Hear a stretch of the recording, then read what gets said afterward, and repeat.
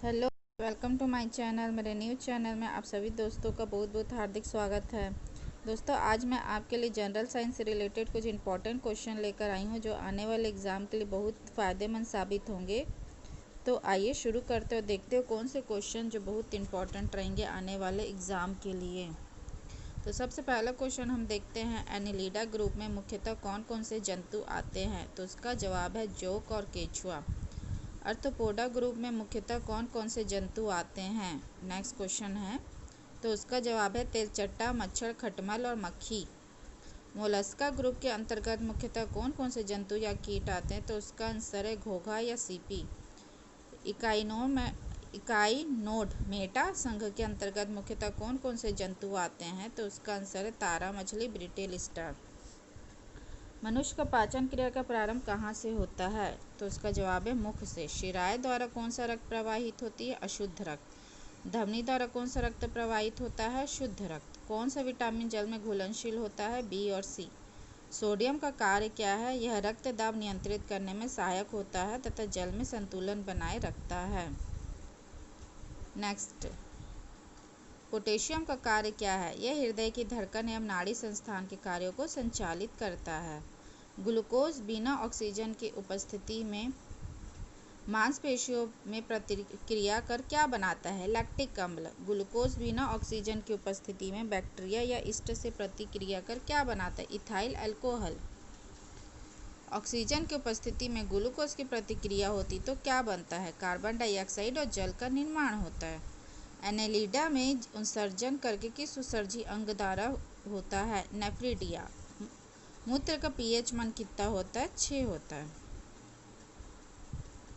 बहिस्त्रावी एवं अंतःस्त्रावी दोनों किस प्रकार के ग्रंथि में होते हैं। तो इसका जवाब है अग्नाशय।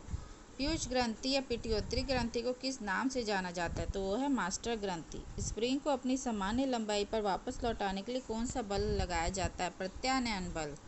पौधों के लिए सबसे अच्छा उर्वरक कौन सा होता है। तो इसका जवाब है कंपोस्ट। पेट्रोलियम किस प्रकार की चट्टानों में पाया जाता है। तो उसका जवाब है अवसादी चट्टानों में। गुब्बारों को उड़ाने के लिए काम में लाई गई वाली गैस है हीलियम। डीडीटी का उपयोग किस रूप में किया जाता है। तो कीटनाशी। इथेनॉल के अत्यधिक सेवन में कौन सा अंग प्रवाहित होता है। तो वह है यकृत। सभी अम्लों के अनिवार्य रूप से पाए जाने वाले पदार्थ है हाइड्रोजन H2। आग लगने तथा फैलने की सबसे कम संभावना किस वस्त्र में होती है। वो है सूती। लोहा का सबसे महत्वपूर्ण स्रोत कौन सा है। हरी सब्जियां। गैसोलीन को किसके साथ मिश्रण करके गैसोहल बनाया जाता है। Ethyl alcohol. तात्कालिक ऊर्जा शक्ति के लिए धावकों को कौन सा पदार्थ दिया जाता है। वो है ग्लूकोज।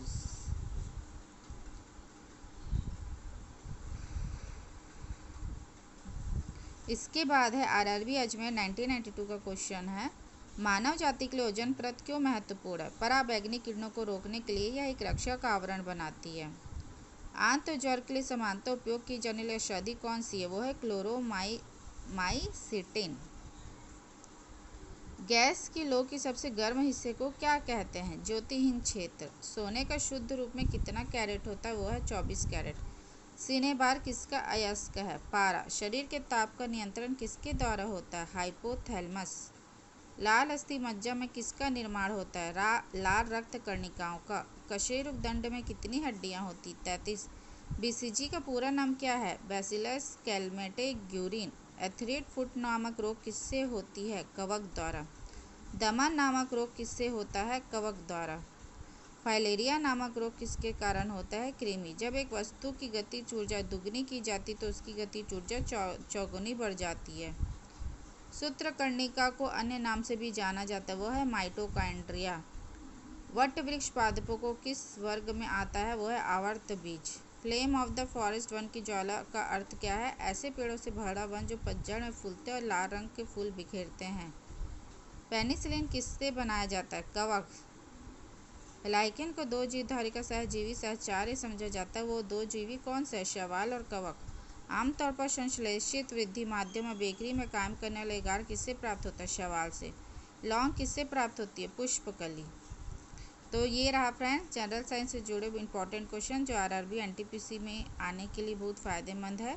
तो आप लोग भी इस क्वेश्चन को ज़रूर एक बार देख लीजिएगा और कुछ डाउट हो गए तो पूछ लीजिएगा। तब तक के लिए thank you so much and thank you for watching.